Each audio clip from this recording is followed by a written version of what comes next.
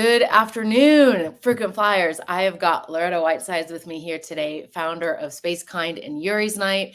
We just got the episode started backstage by doing 1 minute of dancing. If you remember nothing else from today's episode of The Lounge, turn on your favorite song and go and dance for just 1 minute afterwards. You can thank us later. So today, Loretta and I started in the true SpaceKind fashion, and that's what we're here to talk about today is what is SpaceKind and why did she begin this journey into setting up this training to transform the space industry? Loretta has written a book called The New Right Stuff, Using Space to Bring Out the Best in You, available on Amazon and Audible, which I highly recommend you check out, even if you're not doing the training yourself. Loretta is a TedX speaker, former flight director of Zero G with over 4 hours of floating weightless, and has been down to the Titanic with James Cameron to film Aliens of the Deep. She's compassionate, driven, and truly a force to be reckoned with. Loretta, I'm so pleased to have you on the show with me today. Thank you, Sarah. It's great to be with you again. So Loretta and I met through very serendipitous circumstances while you were in town for South by Southwest here in Austin. Yeah, exactly. It's Dr. Sian Proctor's space panel. Yes, she was doing the Earthlight presentation with Mary Liz Bender, and then you were there afterwards, and we had lunch together. And I remember you asked me questions, and I was just like off in my space. Someone called it my space Sarah face. You know, I was just like starry-eyed and talking about all these things, not even knowing who you were. And here we are several months later, and we were just in the biosphere in Arizona together too. So I really love how once you call something into your life, how quickly it can really just enter your orbit. And it's really just putting your attention on those things that are probably there that you're just not noticing. And that's really what I'm finding the SpaceKind journey to be. So can you tell me a little bit about how you started SpaceKind? What is it? We've got a video we can share for people as well. And we can go from there. Yeah, let's start with the video. Okay. That'd be perfect. This is going to be the first time, everybody, that on the live interview I'm sharing through StreamYard. So trying something new. Let's see if it's going to work for us. Okay.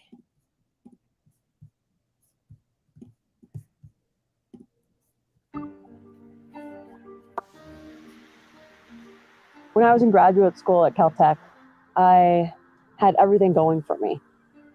I was on track to be selected to be an astronaut, maybe even the first woman to walk on the moon. The only problem was I was miserable. Luckily, my JPL mentor intervened. He helped me see that even walking on the moon wouldn't be a big enough achievement to help me like who I was, help me feel like enough. I realized that was the mission that I was going to have to complete first. My most important journey. A journey I've been on for the last 20 years. That's why I launched SpaceKind. It's a new kind of space training that helps you not only get to space, but like the person you are when you get there. Because who we are when we get to space, it's going to set a precedent for generations to come. Feels like this is a really important time for humanity. We have an incredible opportunity to use the move into space to make some critical course corrections in how we treat ourselves, how we treat each other, and how we treat our home planet. We're not passengers here. This is a spaceship. That's our windshield. It's got a pretty epic view of the galaxy. We don't treat it like that. It's time for us to step up and become crew of Spaceship Earth. Come join us. Come begin your own hero's journey. Fulfill your dreams and become the person you've always wanted to be. Our next course starts on May the 4th. Come train alongside me as we both prepare for our first space flights. And do it soon, because we need more awesome crew for this magnificent Spaceship Earth.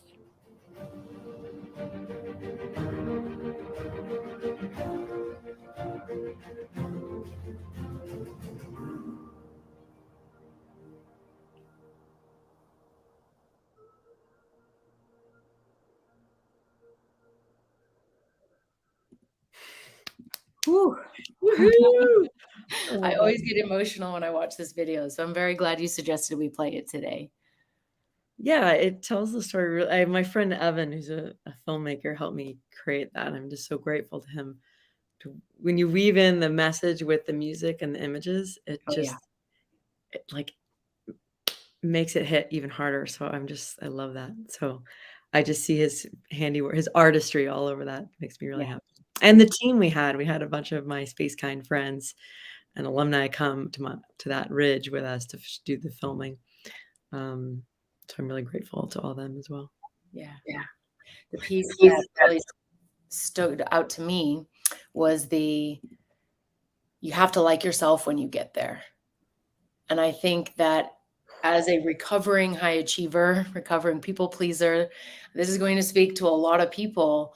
You know, our society has taught us and rewarded and celebrated big achievements, you know, get the good grades, do all the extracurricular activities. You are only as valuable as what you perform and what you do. And yet, once you get there, if you don't like yourself, it doesn't mean anything. And you just have to keep getting more and more and more like a drug. So that was really powerful. And, you know, seeing that reflected in your journey, I think that's ultimately what got me to be like, it doesn't matter what this costs, I'm doing it. But for everyone else out there, can you tell us like where you and how did you come about writing the book and what was the impetus for starting this training? Yeah, that's a good question. The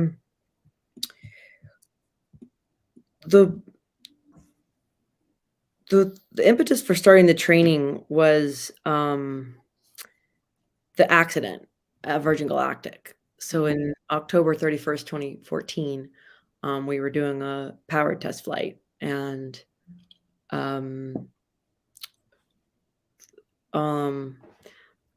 we had the co-pilot unlocked the wings right before they did the turn to space, which it was not protocol, and we didn't have a safety system in place to stop that, and other stacking, as you know, from aviation, is stacking of errors that happen. Right. And the result was that we had a breakup of the vehicle in flight and completely lost the vehicle, lost the co-pilot, and the pilot was able to parachute out.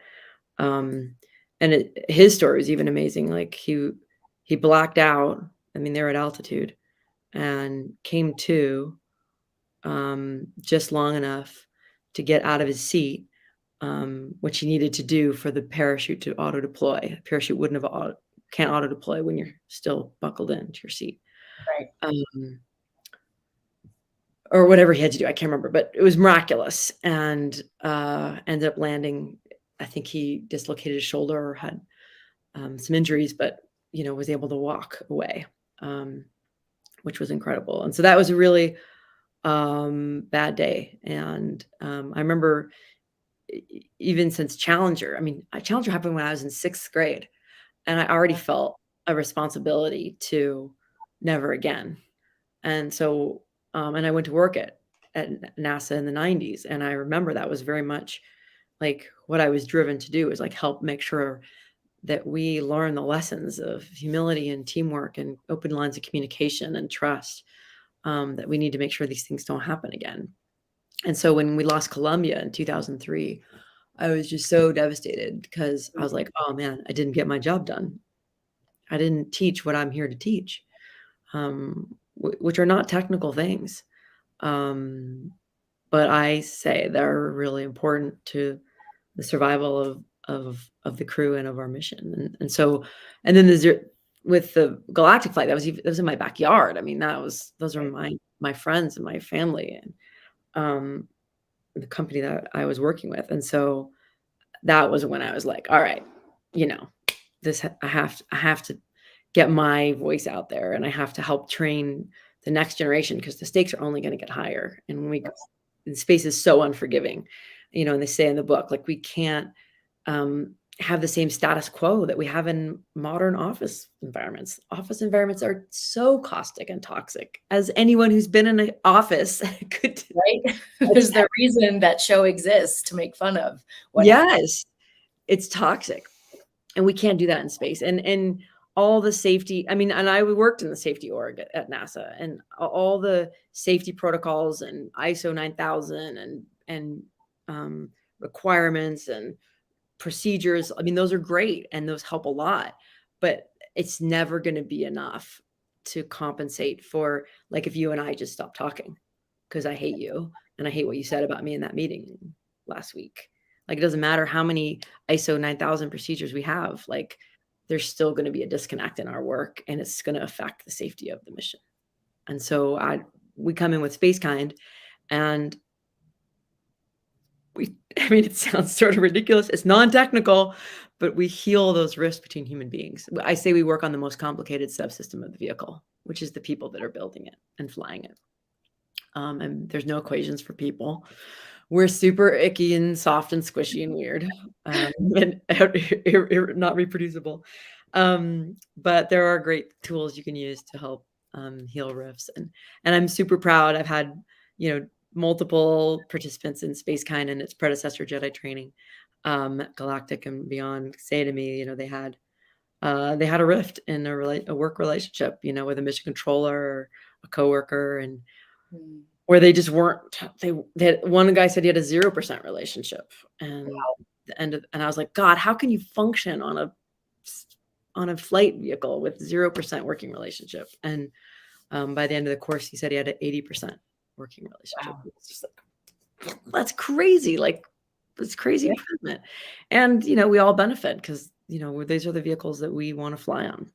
Absolutely. So super, super excited and excited to invite more people from all across our community and our industry to participate, because it not only will make you happier in our toxic work environments, but also makes us happy in our lives. We use the same, people report the same benefits, with their sisters and their parents and their cousins and their roommate and their romantic partners. And so it just makes life better.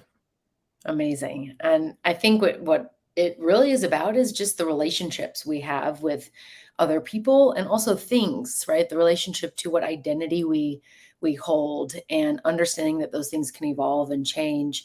And that's why you find those personal relationships improve. When people ask me what's the difference between professional and personal development, I just laugh, because they're the same thing, right? If you're a human and you work on yourself, improving in one area, it will translate over into other areas. So really, it is for you, but it is a safety concern. And, aviation, we have the same things. And so for people who are not in aviation or aerospace, the analogy I like to use is, imagine you're driving a car and you're going 5 miles an hour, and something crosses in front of your path.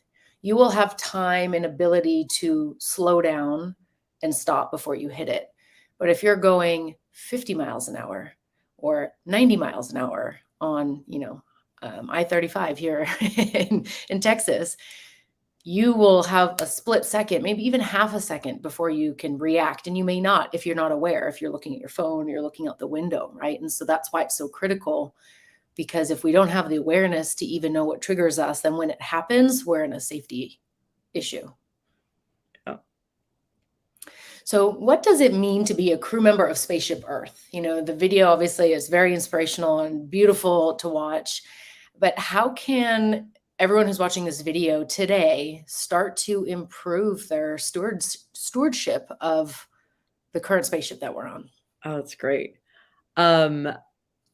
I mean, you could start with the littlest things. I always like to remind people, like, clean up the towels in the public restroom. Like, people just leave a big mess, or when you're done with you washing your hands and you dry your hands with your towel, you can use your towel to push down all the other towels that are always overflowing out of the bin, and become a micro hero, and, help make the world work. It's all of ours space. Or pick up trash on your hike or in your walk to work that people left, because you don't want to see it. When you walk home on the way back, own it. This is our space. It's ours to take care of. It's not the street sweeper's job or the janitor's job. They may not come for a couple days or till the end of the day. We can help too. So that's the micro scale, but like it says in the video, like how we take care of ourselves Mm. crew of Spaceship Earth, we slow down, we make time to take care of ourselves. We put on our own oxygen mask before we put on the others. So that's really important when you're coming from a crew mentality. The way we take care of other people, the way we take care of the home planet. What I love about space people is that we sort of naturally think on 100-year or 50 to 100-year timescales. Like that's just how we're wired. Right. And most humans aren't wired that way. Like if you're in business, you're thinking quarters. If you're a politician, you think in election cycles. If you're in sports, you think in seasons.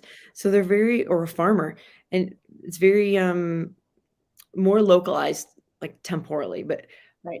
space people were like, okay, where are we going? How long is that going to take to get to Europa? And like, all right, when are we going to get humans? The sample return from Mars. Like we think in these like big and geographical scales too. Like not only big time scales, but big geographical scales. Like it's not just like hometown politics or state politics or even national politics. It's like geopolitics and like the whole solar system, and like how do we take care? Is there enough water in the whole solar system for us? Not is there enough water in California?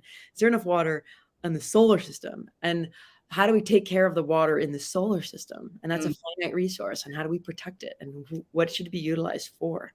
And so just thinking on those scales, that's what makes you crew of Spaceship Earth, is you are thinking about your whole spaceship and about how to make it work for everyone.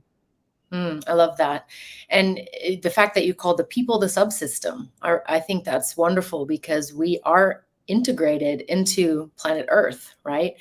We need to use the resources, and we can do so wisely. And, unfortunately, we had many years where we didn't do that. We had lack of awareness of the impact that we were having. But as we think in these greater scales, I think that gives us all an opportunity to think about, what that means down the line. Will this still be here for your grandchildren's grandchildren? And, why should that matter to you? Well, obviously the whole point of a species is to survive and to propagate. And that's why we are still here, right? If that is every single-celled organism to human beings, we all have that purpose. And so what can we do for others tomorrow also helps us today, because I don't like walking down the hallway and seeing rubbish everywhere and, overflowing bin, or what, my pet peeve is when people wash their hands and then they're like looking for the towel and getting the water all over the floor, right? Somebody comes in with muddy shoes, or they might slip. It's just be conscious of your surroundings. You can figure things out before you get to the wash basin. I know you probably do derivatives for your living, or you fly, a complex piece of machinery. You can certainly find where the paper towels are as you're washing your hands. Oh, amazing. So Loretta, I'd like to ask you, I always ask my guests, what is your superpower? I believe that the pivot is your superpower. And it sounds like you've had some very powerful pivots in your life, both in what you do, but in who you are and who you're being. So what would you say is your superpower? Oh, that's a great question. One of my superpowers is being able to read a room. Like I can tell when I'm losing an audience, or when people are really engaged or excited or scared or nervous, and like, or pick up on what they need. And like, no, we shouldn't talk more about calculus. They're full. Like, let's tell a joke. Let's get them back. Let's get them up and moving, or let's get them talking to each other. They're kind of glazing over. Which I thought was just normal. I didn't think it was a superpower. I thought that was just normal, like human existence. But then when you're around other people and you realize they're not like you, you're like, oh, you can't see that. I didn't know that. It was weird. Okay. So that's been really valuable for me to learn, like, oh, I have some unique skills I can bring to a team. And training other people in it, like notice. So that's been fun. And then I have some other fun superpowers. Like I can, like if I'm, in the kitchen or something and I drop something, like I can always catch Always get it. Like, I don't even know how I do it. It's like, it's something deep coded from previous generations. I'm like, thank you. Cause that's cool. That's cool software. Except if it's a knife, like the code even has the fail safe, like it's a knife. Don't drop it. Don't catch it. It's like, or move your foot out of the way. I'm like, wow, you even thought to build in the knife safety feature. That's brilliant. Amazing. I love that. Okay. The next question I always like to ask people is, on your journey, you mentioned your mentor in the video, and I know that a lot of people look up to others. So who would you say is on your personal board of directors? You don't have to name names, but are there a few key people, or is there kind of an avatar for someone that when you're feeling really stuck, you go, oh, what would Sarah do? What would Tom do? Right? Very good. Yeah, I consider one of my biggest wealths to be the depth of my bench, the people I have that I can call on. Mm.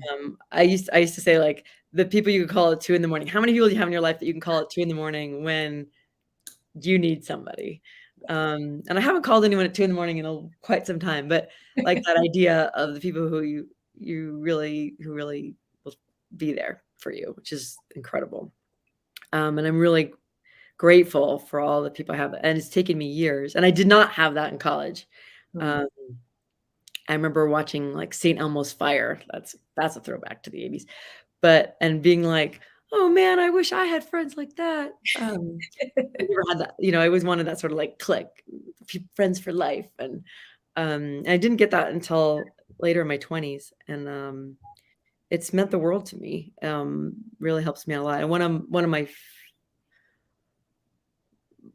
biggest rocks is, my friend Evan. He's the one who did that video. He's the Mm. filmmaker, and I call him, Evan, the Jedi Master Evan Unruh. I think, like, sometimes I'll quote him, and because nobody knows who, he's not a well-known Right, house name, but I'll, like, quote him and put, Evan Unruh, but I put Jedi Master Evan Unruh, so you all know, like, who I'm talking about. This is not just some random person. This is the Jedi Master, and we talk every week, and he's been really helpful for me, and in our 12-step for achievers process.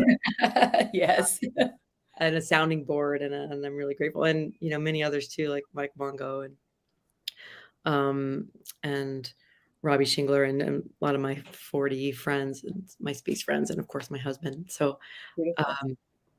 I'm super grateful for and Christina Rasmussen in Austin. So really grateful for the people I get to have around me, and Frank White, who's Mhm. so what's fun about Frank is he's the author of the Overview Effect, which I read in college, and I was like, oh my gosh, this guy's brilliant, and it became like my Bible. I'm like, it's Overview Effect, space exploration and human evolution. I'm like, this is for me. Like, it wasn't a technical space book, it was a humanities space book about Yeah. using space to bring out the best in you. I feel like I tried to make my book like the sequel to his book because I loved it so much. And I remember, like, doing a road trip to Boston with one of my girlfriends to take her back to school. And I was excited because then I could meet Frank White in person. This is like pre-internet days. And we've been friends ever since. And he just took SpaceKind training. And so he's Wow. also like a favorite mentor of mine that I've looked up. And I've loved many. And in the book, I talk about Dr. Chris McKay, one of my amazing Jedi bosses, and Mike Kincaid at NASA, who gave me my first, took a chance on me. Yeah. Many people, Michael Eastwood, who I mentioned in the video, who've just I'm humbled by how much help I've gotten. Yeah. Beautiful. And I think it's important to recognize too that that support creates that safety. And, like you said, that 2 a.m., not many people will help you move or will answer the phone at 2 a.m. or take you to the airport, right? Those are pretty good measures of what kind of people, what depth of that relationship that you have is. And, if it's not where you want it to be, my recommendation is go have a courageous conversation, because that's our homework in SpaceKind this week. And that's one I only distinguished this, like, this week. Oh, because I'm reading a book by Jean Olwang, who's also somebody I just adore. She's the head of Virgin's nonprofit, Virgin Unite, and she's just a powerhouse. Like, helped launch the the Elders, and all kinds of incredible things. Carbon War Room, the B Team, and she came up. I started reading her book called Partnering, Okay. and it's all about relationships and how Mhm. these deep relationships, like, that Desmond Tutu had, or that, Nelson Mandela had, or that Richard Branson had, that helped them be who they are in the world, like their co-founder, or anyway.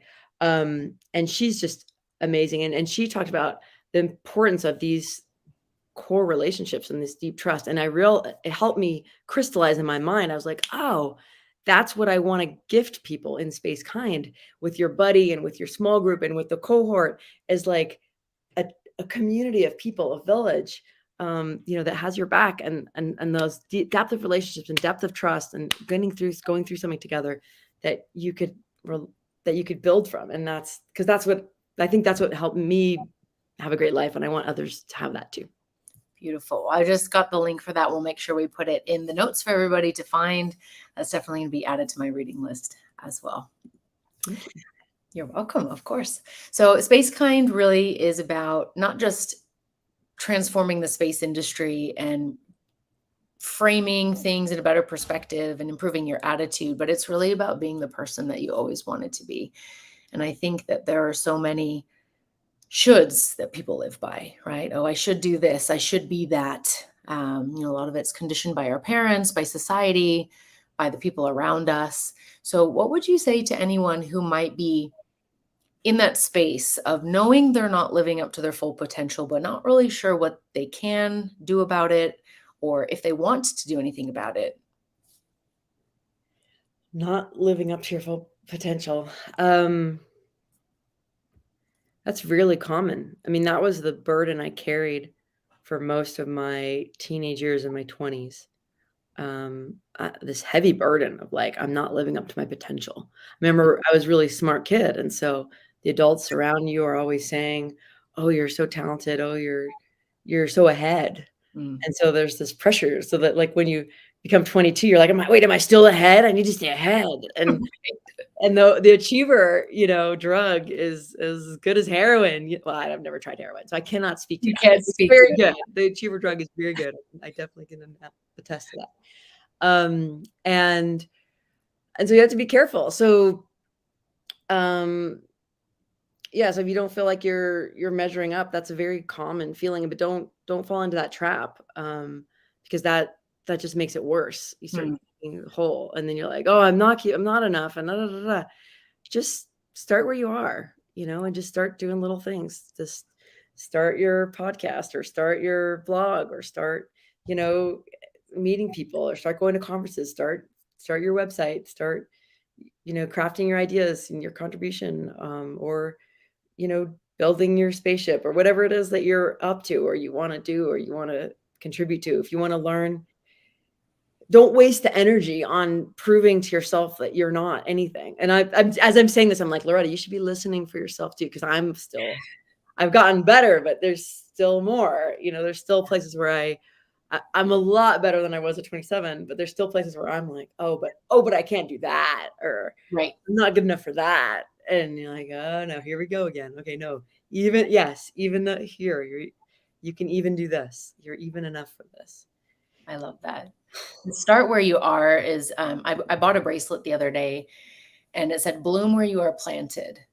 And I thought that was really powerful, because so many times we're planted somewhere and we're like, but I want to be over there, right? I want to be in that garden, or I want to be that flower, right? Or I want to be that tree. We try to completely just change the nature of who we are because of arbitrary, definitions. And so I think that starting where you are and giving yourself that grace, maybe you could have done better in the past, but with the tools that you had, you did what you could. And so now that you have awareness, you can make the conscious choice each and every day to choose that excellence, to choose significance. And excellence doesn't mean straight A's or, bonuses and, all these other things. It means whatever you want it to mean. And can you show up and give your best no matter what it is you're doing? Are you washing your hands and cleaning up the water on the floor in the public toilet? Or are you, running a team or going into space? And slow down, get outside, meditate, spend time in nature. Nature's a great teacher, and it can put things in perspective. I'm so busy and I'm stressed and I'm overwhelmed. And I promised I would take the Girl Scouts hiking to the waterfall on Friday. And at like 11, I was like, oh my gosh, it's a work day. I don't have time to go to a waterfall on a work day. But because it was their last day of school, so they got out early. And I was like, all right, but I'm doing this. And so we went, and it was so magical. I mean, not just for them. Like, it was great to see young kids being like, whoa, this nature is cool. I feel so calm. Wow, I'm relaxed. I really like this. I'm like, wow. Like even the 11-year-olds picked it up, right? But Yeah. me and the other adults were like, I feel calm too. Like I still had just as many things to do, still had all that overwhelm going on. I mean, available, but it wasn't present. I was like, Yeah. it'll get done. It's cool. I'm at a waterfall. Right? There's nothing more important than this right here. Yeah. So slow down and don't listen to the noise in your head. That's not you. That's some, rogue radio station broadcasting in your head. You're the one listening to it. And so just turn it down or put on something else better, like listen to an audiobook or Sarah's podcast or something that's feeding you positively and making you, take in good soundwaves and don't dismiss all that negative junk. And if it's not serving you, it's not true.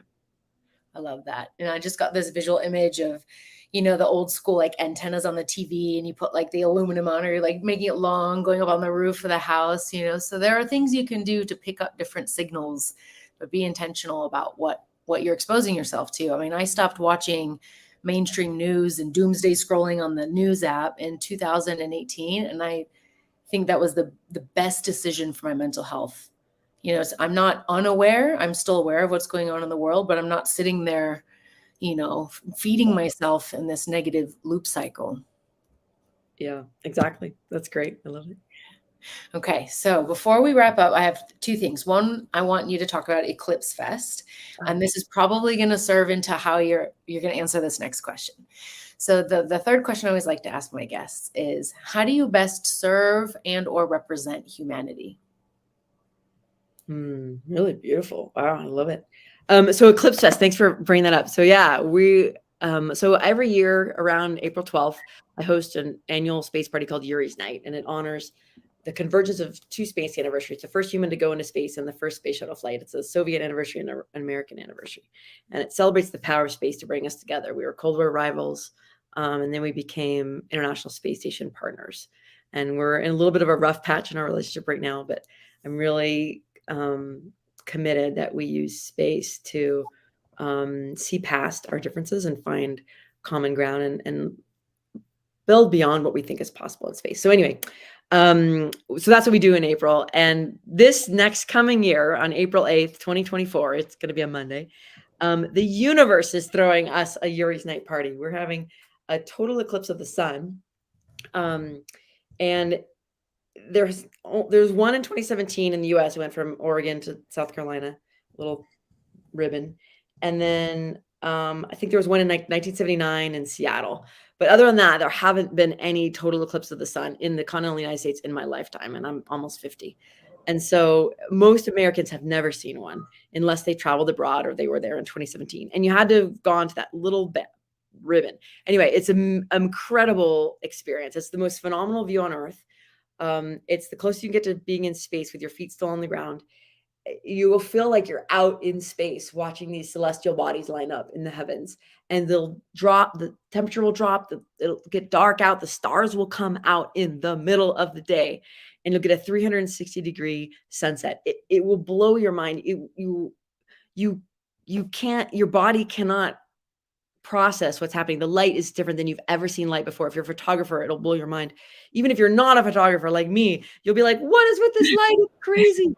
It's so wild. It's so powerful. Your whole body is involved. And I really want you to have this powerful, powerful experience. So I'm giving people like 10 months notice, like get yourself to Texas. You can go anywhere from Mazatlan to Montreal.